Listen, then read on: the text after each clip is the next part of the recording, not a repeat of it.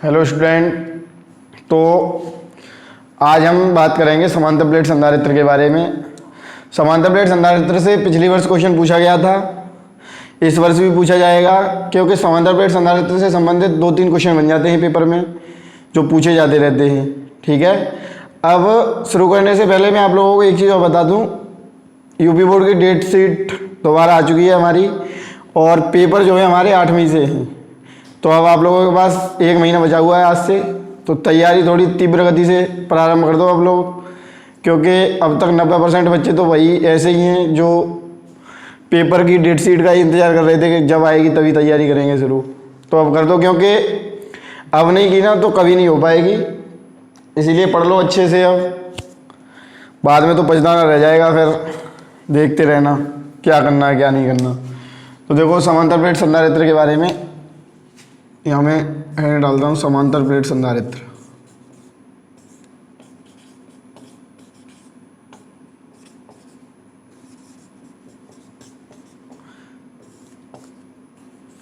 सबसे पहले मैं आप लोगों को ये बताता हूँ समांतर प्लेट संधारित्र होता क्या है। तो देखो, सबसे पहले हम ये समझ लेते हैं संधारित्र क्या होता है। तो संधारित्र एक ऐसी युक्ति है जिसके आधार में परिवर्तन किए बिना उस पर आवेश अथवा ऊर्जा की पर्याप्त मात्रा संचित की जा सकती है, संधारित्र कहलाती है। जैसे अगर मैं संधारित्र आपको बताऊं, तो एक तो संधारित्र जैसे जो हमारा कीबोर्ड होता है, तो कीबोर्ड में संधारित्र की 2 प्लेटें होती हैं, एक नीचे प्लेट लगी होती है, एक ऊपर। जब कीबोर्ड को दबाते हैं तो जो बीच में वायु होती है वो निकल जाती है, तो उससे संधारित्र, वो भी एक संधारित्र ही है। तो कीबोर्ड में संधारित्र होता है। पंखा वगैरह में जो कंडेंसर लगे होते हैं वो भी संधारित्र।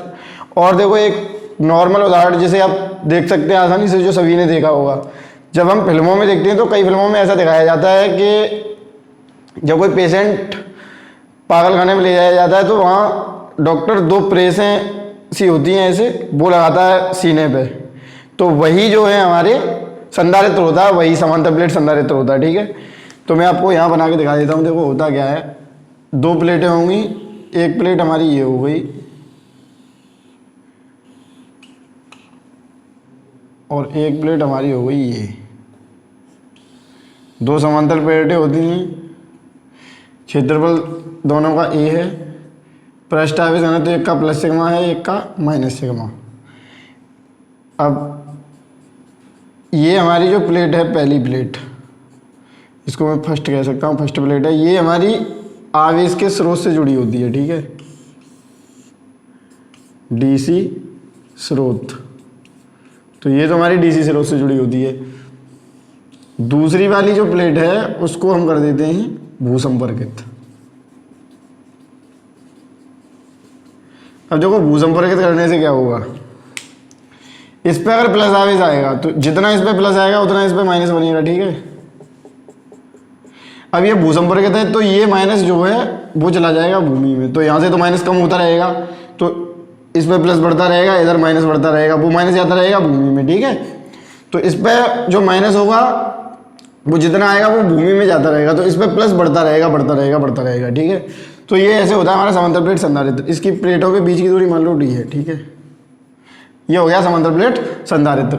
अब मैं इसमें 2 पॉइंट और बढ़ा देता हूँ। जैसे अगर बीच में कोई बिंदु है P, ठीक है, तो धनावेश के लिए तो वैद्युत क्षेत्र होता है बाहर की ओर, तो ये हो गया E1 मान लेता हूँ इसको। ठीक है, ये वाली प्लेट है ऋणावेश, और ऋणावेश के लिए जो वैद्युत क्षेत्र होगा वो अंदर की ओर होगा। अब इधर ऋण है तो इधर ही अंदर माना जाएगा, इसके लिए अंदर की ओर E2। अब मैं यहाँ लिख देता हूँ समांतर प्लेट संधारित्र की धारिता।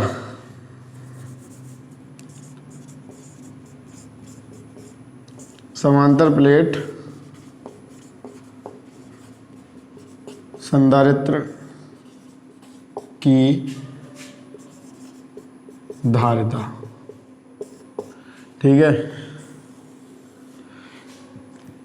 सबसे पहले तो हम इसमें लिख देंगे, माना एक समांतर प्लेट संधारित्र है जिसकी प्लेटों का क्षेत्रफल A तथा प्लेटों के बीच की दूरी D है। ठीक है, जिसका पृष्ठावेश घनत्व प्लस सिग्मा और माइनस सिग्मा है। अब 2 प्लेटें हैं, एक प्लेट को फर्स्ट प्लेट और दूसरे को मान लेते हैं सेकंड। इतना लिखने के बाद हम लिखेंगे इसमें फर्स्ट प्लेट के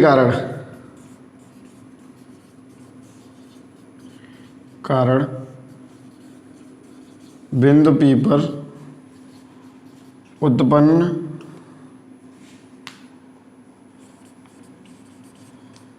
वैद्युत क्षेत्र। अब देखो अचालक प्लेट जो होती है उसका वैद्युत क्षेत्र होता है सिग्मा बट्टे 2 एप्सिलॉन नॉट। ठीक है, अब ऐसे ही यहाँ लिख देंगे सेकंड प्लेट के लिए, सेकंड प्लेट के द्वारा बिंदु P पर उत्पन्न वैद्युत क्षेत्र। ठीक है, तो वो हो जाएगा E2 बराबर सिग्मा बट्टे 2 एप्सिलॉन नॉट। अब देखो यहाँ से एक चीज निकल के आती है, ये माइनस का तो ये माइनस आना चाहिए, लेकिन वैद्युत क्षेत्र की तीव्रता सदिश राशि है तो माइनस नहीं आएगा, क्योंकि सदिश राशि में प्लस माइनस से मतलब नहीं होता, हम केवल तीर देखते हैं प्लस माइनस की सहायता से बस। तो ये हो गया। इसके बाद हम लिख देंगे बिंदु P पर कुल वैद्युत क्षेत्र। अब देखो इसके लिए क्या करेंगे, थीटा जो हमारा 0 है, ठीक है, यहाँ पे दोनों जब एक तरफ में तो थीटा हमारा कितना हो गया, 0 हो गया। अब जब थीटा 0 हो तो सीधा समझ लो कि जो E1 और E2 हैं दोनों जुड़ जाएंगे, और 180 होता है तो घट जाते हैं। ठीक है, अब दोनों की वैल्यू अगर यहाँ पर रखोगे, E1 की वैल्यू सिग्मा बट्टे 2 एप्सिलॉन नॉट है, E2 की भी सिग्मा बट्टे 2 एप्सिलॉन नॉट, तो E बराबर कुल मिला के हो गया 2 सिग्मा 2 एप्सिलॉन नॉट, क्योंकि प्लस आ गया, ये ऊपर जुड़ जाएंगे सिग्मा सिग्मा 2, ये कट गया, सिग्मा बट्टे एप्सिलॉन नॉट हो गया। बट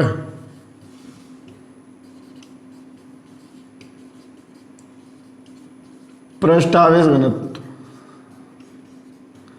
सिग्मा बराबर Q अपॉन A होता है, तो रख दो इसको, रखने पर यहाँ पे अगर रखोगे सिग्मा की जगह पे तो E आ जाएगा हमारा, ये सूत्र है। ठीक है, अलग से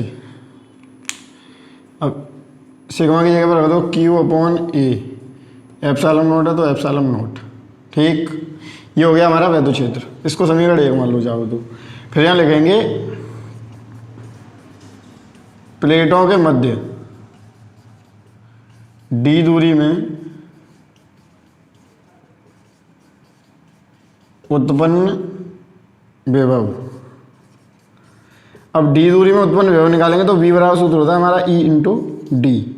अब ये सूत्र आया कहाँ से है, देखो पहले भी मैंने बता दिया है कई वीडियो में, E बराबर सूत्र होता है डी वी बट्टे डी एक्स। यहाँ डी इसको मानो चाहे ना मानो, और एक्स भी दूरी है और डी भी दूरी है, तो यहाँ से बन जाता है ये V बराबर E इंटू डी। ठीक है, तो यही वाला ये सूत्र है। अब E की वैल्यू रख देंगे समीकरण 1 से, समीकरण 1 से, तो V बराबर बन जाएगा, E की वैल्यू रखोगे Q upon A epsilon not into D, इसको मान लो समीकरण 2। ठीक है, अब आगे क्या होगा इसमें, संधारित्र की धारिता, संधारित्र की धारिता C बराबर सूत्र होता है Q अपॉन V, और यहाँ लिख देंगे समीकरण 2 से V का मान रखने पर ये रख देंगे V की value Q upon A epsilon not D यहाँ, तो ये बन जाएगा C बराबर Q अपॉन, ये भी संधारित्र की धारिता का सूत्र है। ठीक है, अब V की value Q upon A epsilon not into D है, तो Q upon A epsilon not into D, इससे तो ये कट गया, ये पहुंच जाएंगे ऊपर। ठीक है, तो ये बन गया C बराबर epsilon not A upon D. अगर ये बोल दिया जाए कि ये जो संधारित्र है, इस पूरे संधारित्र के अंदर एक पदार्थ भरा है, ठीक है, और जो पदार्थ भरा हुआ है उसका परावैद्युतांक है K। ठीक है, अब परावैद्युतांक K है तो इसी की धारिता क्या हो जाएगी, सी के बराबर K का गुणा हो जाएगा इसी सूत्र में, K epsilon not A upon D. अब ये हो गया हमारा समांतर प्लेट संधारित्र की धारिता का व्यंजक। इसी पे आधारित हमें सवाल देखने हैं 1-2। K आ जाएगा सवाल में, ज़्यादातर K दिया नहीं होता है तो यही लगाना होगा। अगर K आ जाएगा सवाल में तो हम K का गुणा कर देंगे जितना संधारित्र का आंसर आएगा उसमें। तो पहले आप इतना कॉपी कर लो, उसके बाद मैं इस पे आधारित 1-2 सवाल बता देता हूँ। देखो ये हमारे सवाल है, पट्टिकाओं के बीच वायु वाले एक समांतर पट्टिका संधारित्र की प्रत्येक पट्टिका का क्षेत्रफल 6 गुणा 10 की पावर, ये हमारा हो गया क्षेत्रफल 6 गुणा 10 की पावर -3 मीटर स्क्वायर, तथा उनके बीच की दूरी बीच की दूरी कितनी है, 3 mm है, ठीक है।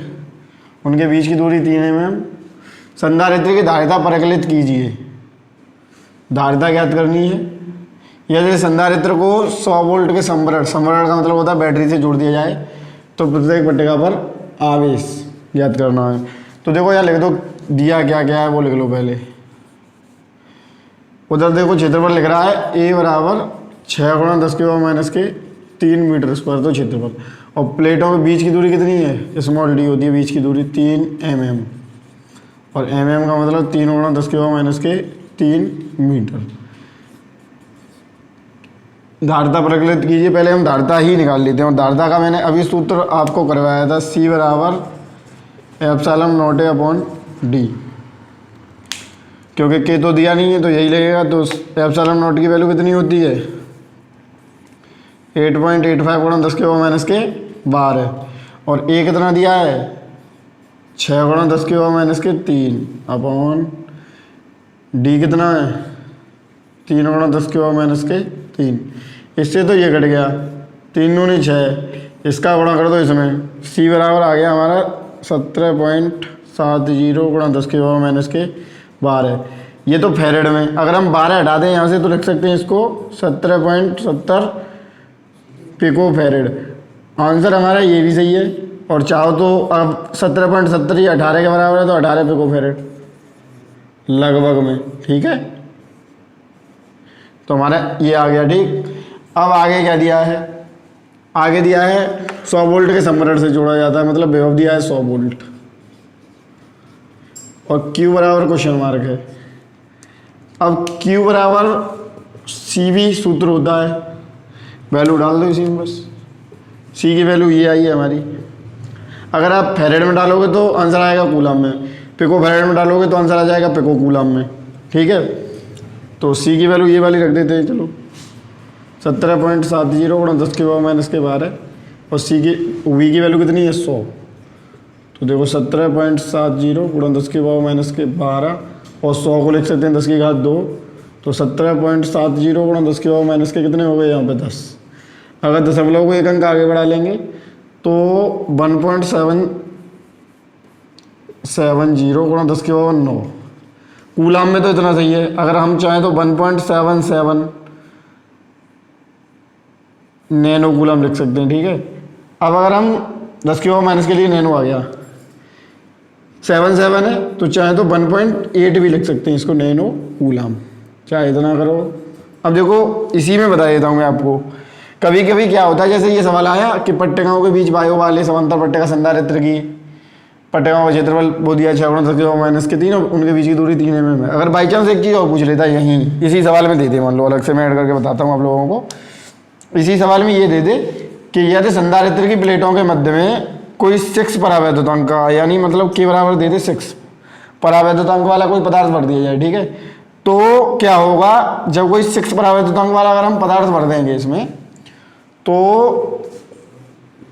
के की जगह पे आ जाएगा 6, और सूत्र बन जाएगा हमारा C बराबर के epsilon naught A upon D, और epsilon naught A upon D की हमने वैल्यू पहले निकाल ली है तो 6 तो ये है ही, और epsilon naught A upon D की वैल्यू जो है हमने इसकी सहायता से ये निकाल ली है 18 पिको फेरेड। तो इसी में 18 का क्या होगा, गुणा हो जाएगा बस, ठीक है। ऐसे ही अगर 6 के स्थान में आप में डायरेक्ट कोई दूसरा दिया जाए, कोई दे दे कि एक समांतर पट्टिका संधारित्र की धारिता है 8 पिको फेरेड, ठीक है, धारिता दे दी आपको 8 पिको फेरेड C बराबर।